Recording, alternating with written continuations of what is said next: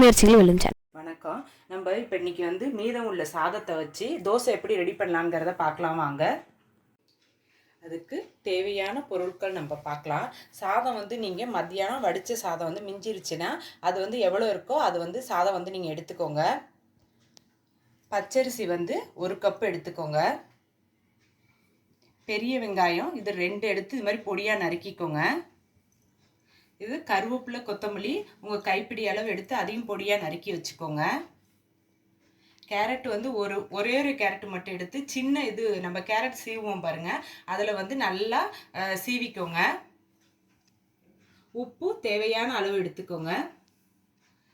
தேங்காய் வந்து ஒரு அரை மூடி எடுத்து துருவி எடுத்து வச்சுக்கோங்க. மிளகு வந்து 1 ஸ்பூனு, ஜீரகம் வந்து 1 ஸ்பூன் எடுத்துக்கோங்க. மிளகாத்தூள் உங்களுக்கு எவ்வளோ காரமோ அந்த அளவுக்கு நீங்கள் வந்து மிளகாத்தூள் வந்து எடுத்துக்கோங்க. எண்ணெய் தேவையான அளவு எடுத்துக்கோங்க. இப்போ இந்த மீதி உள்ள சாதத்துலேருந்து நம்ம தோசை எப்படி செய்யலாங்கிறத பார்க்கலாம் வாங்க.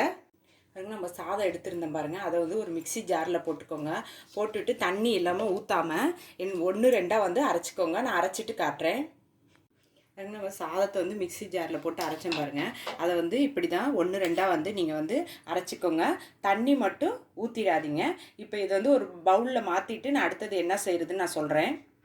நம்ம மிக்சி ஜாரில் வந்து அரைச்ச சாதத்தை வந்து நான் ஒரு பவுலில் மாற்றிக்கிட்டேன். இப்போ வந்து நம்ம பொடியாக நறுக்குன இந்த வெங்காயம் இருக்குது பாருங்கள், அதை வந்து இதில் போட்டுக்கோங்க. அது கேரட் வந்து துருவி வச்சுருந்தேன் பாருங்கள், அதையும் வந்து இதில் சேர்த்துக்கோங்க. மிளகாத்தூள் அதையும் வந்து இதில் சேர்த்துக்கோங்க. கருவேப்பிலை, கொத்தமல்லி அதையும் இதில் போட்டுக்கோங்க. ஜீரகம், மிளகு இதையும் வந்து இதில் சேர்த்துக்கோங்க. தேங்காய் அதையும் இதில் போட்டுக்கோங்க. அது வந்து தேவையான அளவு வந்து உப்பு போட்டுக்கோங்க. நம்ம பிணைஞ்சு பார்த்துட்டு உப்பு பத்தலைன்னா திரும்பி நம்ம வந்து சேர்த்துக்கலாம். அடுத்தது பார்த்திங்கன்னா பச்சரிசி மாவு வந்து இதை வந்து கொஞ்சம் கொஞ்சமாக சேர்த்துக்கோங்க. ஏன்னா சப்பாத்தி மாவு பதத்துக்கு நம்ம வந்து இதை பிணையணும். தண்ணியும் இதில் வந்து ஊற்றிடாதீங்க. ஏன்னா வெங்காயம், கேரட்டு இதிலெலாம் வந்து நமக்கு வந்து தண்ணி வரும், அதனால் தண்ணியும் ஊற்றிடாதீங்க. இது மேலே வந்து நம்ம எடுத்து வச்சுருந்த எண்ணெய் இருக்குது பாருங்கள், எண்ணெயை வந்து ஒரு 2 ஸ்பூன் வந்து இந்த ஸ்பூன் அளவுக்கு வந்து 2 ஸ்பூன் அளவு வந்து நீங்கள் எண்ணெய் வந்து ஊற்றிக்கோங்க. ஊற்றிட்டு இதை வந்து நல்லா பிணைஞ்சிக்கோங்க. நல்லா பிணைஞ்சிட்டு உங்களுக்கு காட்டுறேன் பாருங்க. நான் நல்லா பிணைஞ்சிட்டேன், சப்பாத்தி மாவு பதத்துக்கு வந்து பிணைஞ்சிருக்கேன். இப்போ நான் இதை எடுத்து காட்டுறேன் பாருங்கள். இந்த பாருங்கள், இப்படி கையில் எடுத்து இப்படி உருட்டினீங்கன்னா நம்ம சப்பாத்தி மாவெல்லாம் உருட்டுவோம் பாருங்கள், அந்த அளவுக்கு நீங்கள் வந்து இதை வந்து அரிசி மாவு போட்டு நல்லா வந்து இதை வந்து உருட்டிக்கோங்க. இப்போ வந்து அடுத்தது என்ன பண்ணுறதுன்னா, அடுப்பை பற்ற வச்சுட்டு தோசைக்கல்லை போட்டுக்கோங்க. தோசைக்கல்லை போட்டு தோசைக்கல் வந்து அது மீடியம் ஃப்ளேமில் வந்து வச்சுட்டு கொஞ்சம் சூடானோடனே நம்ம உருட்டி வச்ச இந்த இதை எடுத்து லேசாக இந்த பக்கம் வந்து கிண்ணத்தில் வந்து தண்ணி வச்சுக்கோங்க. தண்ணி வச்சுட்டு நம்ம கையை வந்து இப்படி நினச்சிக்கிட்டு இங்கே பாருங்கள், இப்படி லேசாக உங்களால் முடிஞ்ச அளவுக்கு எவ்வளோ வேணுமோ அந்த அளவுக்கு வந்து மெலிசாக வந்து தட்டிக்கோங்க. நான் தட்டிட்டு உங்களுக்கு காட்டுறேன் பாருங்கள். இந்த அளவுக்கு நான் வந்து தட்டிக்கிட்டேன். இப்போ வந்து இதில் வந்து நம்ம எண்ணெய் எடுத்து வச்சுருந்தோம் பாருங்கள், அதை வந்து கொஞ்சோண்டு இது மேலே மட்டும் அப்படி ஊற்றி விடுங்க. ஊற்றி விட்டு நல்லா வந்து தேய்ச்சி விட்டுக்கோங்க.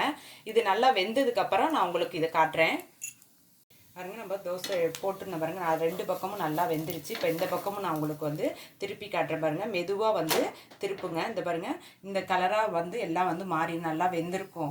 இதுதான் கரெக்டான பதம். இப்போ வந்து இதை எடுத்து ஒரு தட்டில் வந்து போட்டுக்கலாம். இதே மாதிரி நான் எல்லாத்தையும் சுட்டுட்டு உங்களுக்கு காட்டுறேன் பாருங்கள். நான் வந்து எல்லா தோசையும் வந்து சுட்டுக்கிட்டேன்.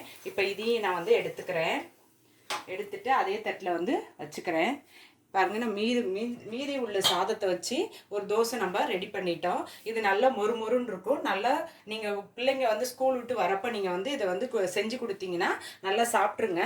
நான் இந்த வீடியோவில் சொன்ன மாதிரியே நீங்களும் இதை செஞ்சு பாருங்கள். இந்த வீடியோ உங்களுக்கு பிடிச்சிருந்துச்சுன்னா லைக் பண்ணுங்கள், ஷேர் பண்ணுங்கள். உங்கள் முயற்சிகள் வெல்லும் சேனலுக்கு சப்ஸ்கிரைப் பண்ணுங்கள். நன்றி.